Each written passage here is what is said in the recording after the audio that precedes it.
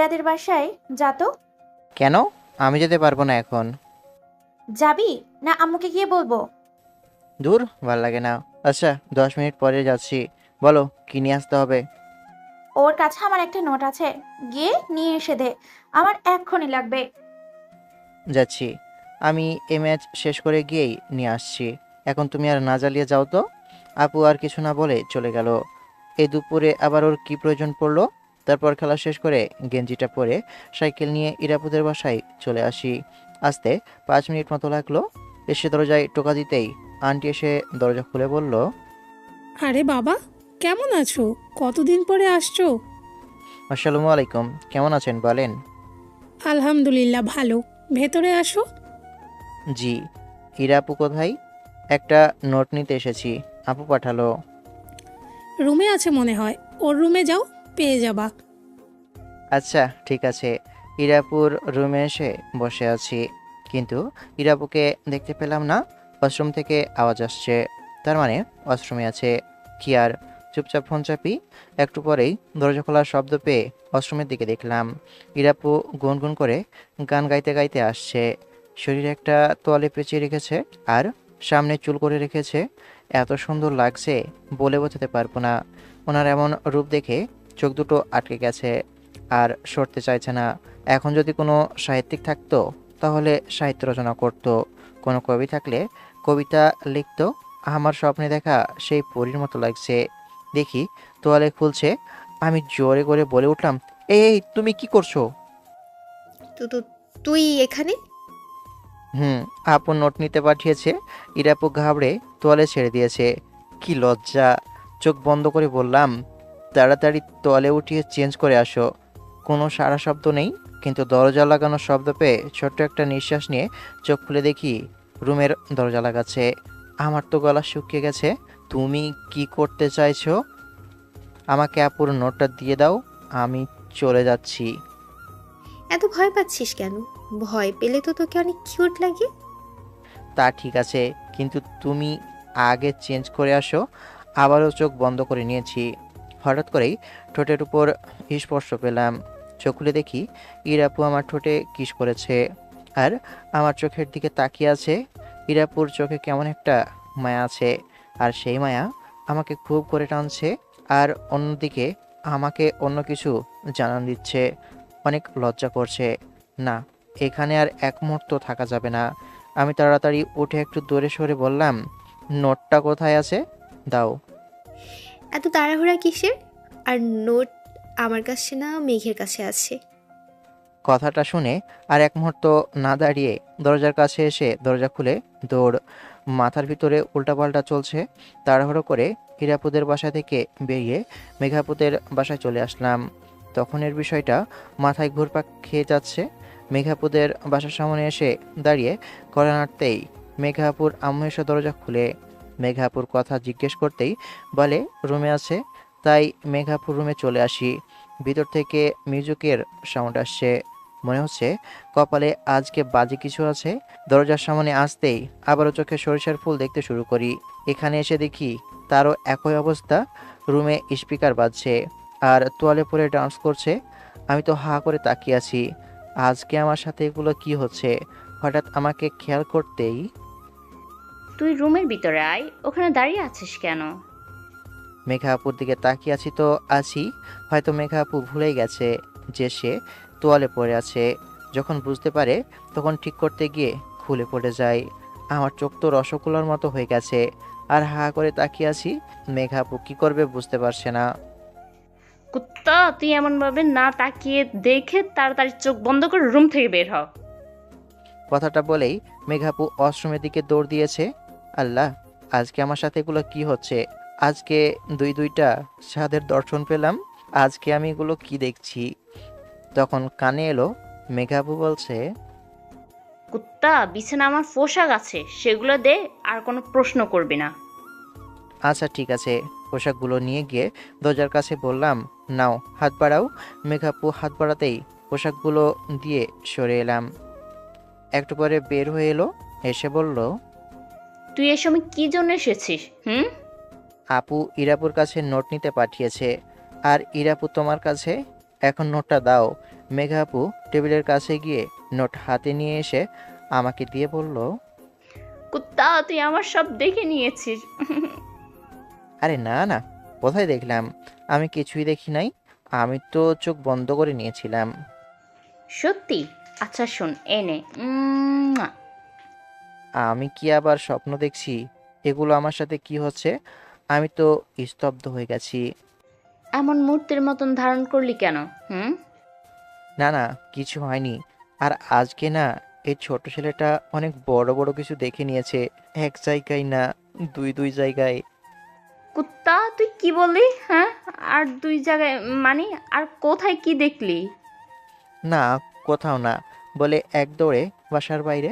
সত্যি কি স্বপ্ন দেখছি, না সত্যি সত্যি আমার সাথে এমন হলো? চিমটি দিয়ে দেখি তো। ও মা গো, না সব সত্যি। কিন্তু দুজনে কিস দিল কেন? একজন গালে আর আরেকজন ঠোঁটে। এখন বাসায় যাই, সাইকেলে উঠে চালাতে লাগলাম। আর ওই বিষয়গুলো তো ঘূর্ণিঝড়ের মতো মাথার ভিতরে ঘুরছে। আচ্ছা, কার সাইজ? থু, কী সব ভাবছি। সাইকেল গিয়ে লাগলো একটা গাছের সাথে ধাক্কা। ধাক্কা খেয়ে পড়ে গেলাম। এটা কি হলো? সব কিছু ওদের দুজনের জন্য এমন হলো। জীবনটা চিনির মতো মিষ্টি করে দিল। আশেপাশে তাকিয়ে দেখি সবাই হাসাহাসি করছে। তাড়াতাড়ি উঠে আবার সাইকেল নিয়ে বাসায় এসে আপুকে বললাম, এই না তোর নোট। এই নোট নিতে গিয়ে কত কিছু ঘটে গেল, তোকে বলতেও পারবো না আর বোঝাতেও পারবো না। কেন, কি হয়েছে? কোথায় তারা করছিল নাকি? মনে তো হচ্ছে ওই রকমই কিছু হয়েছে। তোর গেঞ্জিতে ধুলো কোত্থেকে আসলো? সাইকেল নিয়ে পড়ে গেছিলাম, তাই ধুলা লেগে গেছে। কোথাও লাগেনি তো? আরে না না, আচ্ছা আমি গেলাম। তারপর রুমে এসে কিছুক্ষণ গেম খেলে গোসল করে নামাজ পড়ে এলাম। মাথার ভিতরে ওইসব ঘুরপাক খাচ্ছে আর নানান বাজে চিন্তাও আসছে। খেতে বসেছি, তখন আব্বুর ধমক খেয়ে কেঁপে উঠে বললাম, কি কি কি কি কি হয়েছে? তোকে কতক্ষণ থেকে ডাকছে? তার ঠিক আছে, মন কোথায় থাকে? কোথাও না, এখন বলেন কি হয়েছে? আগামীকাল দোকানে গিয়ে বসবি। আমি থাকতে পারবো না, শহরের বাইরে যেতে হবে। আচ্ছা ঠিক আছে। তারপর খাওয়া শেষ করে রুমে এসে শুয়ে পড়ি। পরের দিন দোকানে চলে আসি। হার্ডওয়্যারের দোকান ওইদিকে। কি রে এরা, আকাশের কি হয়েছে? তোদের বাসা থেকে যাওয়ার পর থেকে কেমন জানি গভীর ভাবনায় ডুবে আছে আর কেমন জানি মুচকি মুচকি আসছে। আমার বাসা থেকে যাওয়ার পর থেকে হয়তো এমন করেছে। তোদের বাসা থেকে মানে? আমি তো ইরাদের বাসায় পাঠিয়েছিলাম, তাহলে তোর বাসায় যাবে কেন? আমি মেঘাদের বাসায় পাঠিয়েছিলাম, কারণ আমার কাছে তোর নোট ছিল না, মেঘা নিয়ে গিয়েছিল। আর তোর ভাই হয়তো আমার বাসা থেকে যাবার পর থেকে এমন করছে। তুই বলিস তোর বাসা থেকে যাওয়ার পর থেকে, মেঘা বলে ওর বাসা থেকে যাওয়ার পর থেকে এমন করছে। এই সত্যি করে বলতো, আমার ভাইয়ের সাথে তোরা দুজন কি করছিস?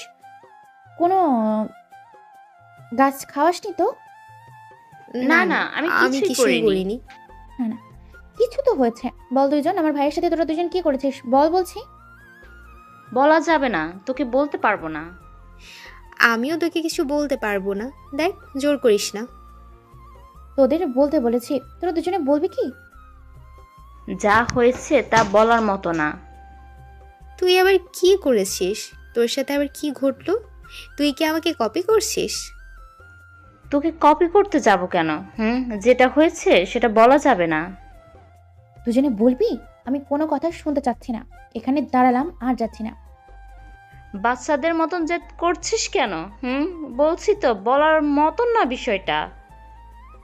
বলতে বলেছি বল। দুজন আমার ভাইয়ের সাথে উল্টাপাল্টা করেছিস আর বলছিস বলতে পারবো না? বলতে বলছি বল। গতকাল যা হয়েছে সেটা ভাবতেই লজ্জা করছে। আসলে গতকাল শাওয়ার শেষ করে তোয়ালে পেঁচিয়ে বেরিয়ে এসে স্পিকারে গান ছেড়ে দিয়ে ডান্স করছিলাম। তখনই তোর ভাই গেছে। আমি তাকে দেখে ভিতরে ডাকি। তখন খেয়াল ছিল না যে আমি শুধু একটা টাওয়াল পরে আছি। যখন বুঝতে পারি ঠিক করতে যাব, তখনই খুলে যায়। তো তোর কি কোনো হুঁশ জ্ঞান নেই? এমন ভাবে তুই থাকবি কি জন্য? একটু তো লজ্জা কর। ছি ছি ছি ছি ছি। আমি কি জানি তোর ভাই ওই সময় আসবে? আর আমার বাসায় কেউ তো আসে না, আমি আর আম্মু আছি। আর আমার রুমে আসার সাহস কারো নেই। নিচে আম্মু যেতে বলেছে আর এসেছে। যা হবার হয়েছে। সাবধান হয়ে যা আর ভালো হয়ে যা, আর লজ্জা শরম সব বিক্রি করে দিস না। ওর তো কোনো দোষ নেই, সব দোষ তোর। যদিও যেগুলো ওর দেখার কথা না সেগুলো দেখেছে, তাই এমন হয়ে গেছে। আর তুই বল। আমারও একই অবস্থা। ওয়াশরুম থেকে গান গাইতে গাইতে ওয়াশরুম থেকে তোয়ালে পরে বেরিয়ে আসি। আমি খেয়াল করিনি যে তোর ভাই বিছানায় বসে আছে।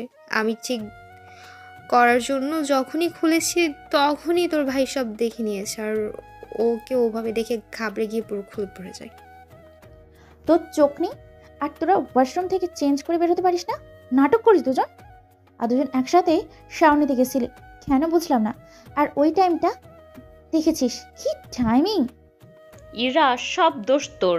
তুই যদি ওকে আমার বাসায় না পাঠাতি তাহলে এমন কিছুই হতো না। আমার দোষ কোথায়? সব দোষ মায়ার। কারণ ওই ওর ভাইকে ওই সময় পাঠিয়েছে, আমাদের দুজনের সব দেখে নিল। এখন লোকজন জানাজানি হলে কি আমাদের কে বিয়ে করবে? তোর ভাই আমার সব কিছু দেখেছে মানে তোর ভাই আমার বর হবে। ছোট হয়েছে তো কি হয়েছে? এবার চুপ যা, আর কিছুই বলতে হবে না। তোদের অবস্থার কথা শুনে না আমি লজ্জা করছে। তোর লজ্জা করছে কেন? শুনতে তো চাইলি, জেদ করে তো বলে নিলি। তবে চেঞ্জ করে এসে না থাক, আর কিছু বলবো না।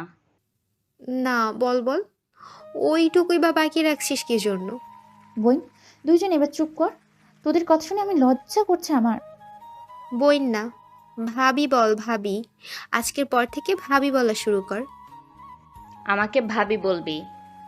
আমার ভাই একটাই, তাও আবার তোদের ছোট। একজনকে বলা যায়, কিন্তু দুজনকে কিভাবে বলবো? আমি ছাড়ছি না। যেখানে আমার বর সব কিছু দেখার কথা সেখানে তোর ভাই দেখে নিল, তাহলে তোর ভাই আমার বর হবে। আমি কি ছেড়ে দেবো নাকি? প্রয়োজনে দুই ভাগ করব। তাহলে তো মারাই গেল। পেলি কোথায়? পাগলামি বাদ দিয়ে ওগুলোতে ভুলে যা, আর ফাজলামি করিস না। যা হবার হয়ে গেছে। ভুলে যাব মানে? সত্যি বলতে তোর ভাইয়ের জন্য মনের ভিতর কুচকুচ হয়। গতকাল তো সাথে করে একটা চুমুও দিয়েছি। আমি কি ছেড়ে দিয়েছি?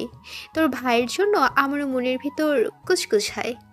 গতকাল আমিও চুমু দিয়েছি, তাও আবার ঠোঁটে। তোদের এত অধপতন কিভাবে হলো? ভাবি, তোরা ফাজলামি করিস, কিন্তু সত্যি সত্যি যে এগুলো ভাবিস কিভাবে ভাই? আমার ভাই তোদের থেকে ছোট। কিউট আর হট আছে, সমস্যা নাই। ছোট মরিচের ঝাল একটু বেশি, বান্ধবী। তোদের সাথে এই বিষয়ে আমি কোনো কথা বলতে যাচ্ছি না। এখন দুজন চুপচাপ হাঁটতে থাক। এমনভাবে সকাল পেরিয়ে দুপুর, দুপুর পেরিয়ে বিকেল হলো। বিকেলে আব্বু আসলে তারপর বাসায় আসতে পারি। এসে আবারও ফ্রেশ হয়ে এসে শুয়ে পড়ি। শরীর ক্লান্ত থাকায় ঘুমিয়ে যাই। ঘুম থেকে উঠে দেখি রাত 8টা বাজে। তাই চোখে মুখে পানি দিয়ে এসে বাইরে এলাম। রাতে আর ঘুমাবি? তো জেগে থাকবে নাকি? আমু কিছু বানিয়ে দাও, খেতে ইচ্ছে করছে। ধুর, আবারও রুমে এসে ফোন নিয়ে বসলাম। রাতে খাবার খেয়ে আবারও কিছুক্ষণ গেম খেলে ঘুমিয়ে পড়লাম। পরের দিন কলেজে গতকাল না আসার কারণ কি? ব্যস্ত ছিলাম, তাই আসা হয়নি। নীল এখনো আসেনি। না, কেমন আছো বলো? আলহামদুলিল্লাহ ভালো। তোমার কি অবস্থা? এই তো ভালো। আচ্ছা থাকো, ফুচকা খেতে যাব। একা একা খাবা? আমাকে নিয়ে যাবা না? আমার পয়সায় হলে নিয়ে যেতাম, কিন্তু আমি তো অন্যজনের পয়সায় খেতে যাচ্ছি। আচ্ছা যাও তাহলে। আপুরা কোথায় আছে দেখি। বিথি চলে গেল আর আমি আপুদের খুঁজতে থাকি। হাসান ভাইয়ের বন্ধুকে দেখে বললাম, কি ব্যাপার মামুন ভাইয়া, আপনি এতিমের মতো বসে কেন? ওই শালা কুত্তা নতুন একটাকে পেয়েছে, ওটাকে নিয়ে পড়ে আছে। তো আপনিও একটা পটিয়ে নেন। আপনাকে এমনভাবে বসে থাকতে দেখে মায়া হচ্ছে। থাক ভাই, প্রয়োজন নেই, এই ভালো আছি। ঠিক আছে, ঠিক ঠিক। আচ্ছা থাকেন তাহলে। ওখান থেকে এসে আপুদের কাছে চলে আসি। ওদের সামনে আসতেই ওদের দুজনের কথা মনে পড়ে গেল। একবার ইরাপুর দিকে তাকিয়ে আরেকবার মেঘাপুর দিকে দেখছি। এখানে কি জন্য এসেছিস? আর তুই ওদের দুজনের দিকে এবারে তাকিয়ে কি দেখছিস? না মানে ইরাপু আর মেঘাপুকে নতুন রূপে দেখেছি তো, তাই এমন হয়ে যাচ্ছে। কুত্তা, তুই দাঁড়া। তোর আজকে হচ্ছে মান ইজ্জত সবকিছু দেখে এখন এখানে নাটক শুরু করেছিস? ছি ছি ছি আপু, এইসব কি বলছো? আমি কিছু করিনি। দেখি আপু পা থেকে স্যান্ডেল খুলছে, তাই আর না দাঁড়িয়ে আস্তে আস্তে কেটে পড়লাম। দেখ, আমার বরকে একদম মারবি না, সেটা আমি সহ্য করব না। কে রে তুই? তোর ভাবি। আজকের পর থেকে যেন একটা ফুলের টোকাও না পড়ে, না হলে তোর অবস্থা খারাপ হবে। ভাবি হতে আসছে, আমার ভাবি আমি নির্বাচন করব। তোরা দুজনের মধ্যে কেউ হবে না, বলে দিলাম। আমি হব তোর ভাবি। আমি তোর ভাবি হব। না, আমি হব। চুপ! দুইজনের কাউকেই ভাবি করব না। বাপ রে বাপ, দুজনে একবারে পাগল বানিয়ে দিচ্ছে। নীলের সাথে আড্ডা দিয়ে চলে আসি। টিফিন পিরিয়ডে ক্যান্টিনে এলাম। বসতে বসতে হিরাপু আর মেঘা আপু দুই পাশে বসলো। নীলার বিধি হা করে তাকিয়ে আছে। আমিও বেশ অবাক হয়েছি তাদের এমনভাবে বসাতে। তোমরা দুজনে এখানে কেন? এই দুজন এখান থেকে যা। দ্বিতীয়বার যেন বলতে না হয়। মেঘাপুর কথা শুনে নীলার বিধি চলে গেল। যেতেই বলল, আমি তোকে ভালোবাসি, আর মেঘাও তোকে ভালোবাসে। এখন তুই বল, তুই কাকে পছন্দ করিস? হ্যাঁ, এটা আবার কেমন কথা? যেটা প্রশ্ন করেছিস সেটা বল, তাড়াতাড়ি উত্তর দে। চুপ না থেকে তাড়াতাড়ি উত্তর দে। তুই আমাদের দুজনকেই দেখে নিয়েছিস, তাড়াতাড়ি উত্তর দে। আমি কি উত্তর দিব? দুজনে সুন্দর আছো, দুজনে একই রকম না, মানে ওই আর কি। কাউকে রিজেক্ট করতে পারছি না, আর দুজনকে গ্রহণ করতেও পারছি না। কত বড় শয়তান দেখছিস? তুই আমাদের অমন অবস্থায় দেখলি কি জন্য? হ্যাঁ, আমি কি ইচ্ছে করে দেখেছি নাকি? দেখো, আর ওইসব ঝিমার্কা কথা বলবা না, আমার অনেক লজ্জা করছে। আর দুজনকে তো সমানভাবে ভাল লাগে, কাকে নির্বাচন করব? তুই তো অনেক বড় হারামি। যা, যাকে ভালো লাগে তাকে প্রপোজ কর এক্ষুনি, এই মুহূর্তে। আগে দুজনে করো, তারপর যাকে ভালো লাগে তাকে করব। কত বড় শয়তান! আমাদের দিয়ে নাকি প্রপোজ করাবে। আচ্ছা, করছি। আই লাভ ইউ জানু। আই লাভ ইউ জান। I love you too. হ্যাঁ, তুই কাকে রিপ্লাই দিলি? তুই তো টু শব্দ ইউজ করলি। কাকে উত্তর দিলি বল? উঠছি, তারপর বলছি। চেয়ার ছেড়ে উঠে বললাম, দুজনকে বললাম। তাই তো তোমাদের দুজনকে দিয়েই প্রপোজ করানো। আর সমানভাবে দুজনকে ভালো লাগে। কত কিউট দুজনে। ইস, ইচ্ছে করে দুজনকে একটু আদর করে দিই। আমার কথা শুনে দুজনে হাঁ করে তাকিয়ে আছে। দুজনে চেয়ার ছেড়ে উঠতেই দিলাম দৌড়। কত হারামি দেখছিস? আচ্ছা তুই ছেড়ে দে, আমি দিয়ে দিই। তুই না আমার বান্ধবী? তুই সেরে আমাকে দিয়ে দে। তুই না আমার বান্ধবী? একেবারে ক্লাসে চলে আসি। কি একটা অবস্থা, কেউ একটা পায় না, আর আমার কাছে দুই দুইটা। বাকি কি বীর পুরুষ আমি, ভাবা যায়? একটু পরে নীল আসতেই বলল, বল, কি বলেছিল? দুজনে বলে ভালোবাসি, আর দুজনে প্রপোজ করে। বলে, বল কাকে ভালোবাসিস? আমি আই লাভ ইউ টু বলে দৌড় দিয়েছি। অ্যাঁ, কিন্তু ওরা দুজনে কিভাবে, কি ভাই? আমিও তো বুঝতে পারছি না। আমি ভাবি হয়তো দুজনে আমার সাথে মজা করে, এটুকুই, এর থেকে বেশি কিছু না। কিন্তু আজকে তো দেখি সব কিছু উল্টাপাল্টা। ভালো তো, একজনের প্রস্তাবে রাজি হয়ে যা। দেখতে তো দুজনেই ভালো আছে। দুজনকেই ভালো লাগে, তাই তো ডিসিশন নিতে পারছি না। দুজনেই তো ক্রাশ। আমাকে শুধু লোচ্চা বলিস, আর তুই নিজে কি? একসাথে দুজনে ক্রাশ কিভাবে হতে পারে? পারে পারে, তারপর কত কি বলা কি ঠিক হবে? না থাক, ওগুলো বলার প্রয়োজন নেই। দেখ কি করবে, দুইজনকেই প্রপোজ করে দুজনের সাথে প্রেম কর। দেখা যাক কি হয়। তারপর ক্লাস শেষ করে বাসায় ফিরি। রুমে এসে তো টাসকি খেয়ে গেলাম। এরা দুজনে আমার বিছানায় কি করছে? তোমরা দুজনে এখানে কি করছো?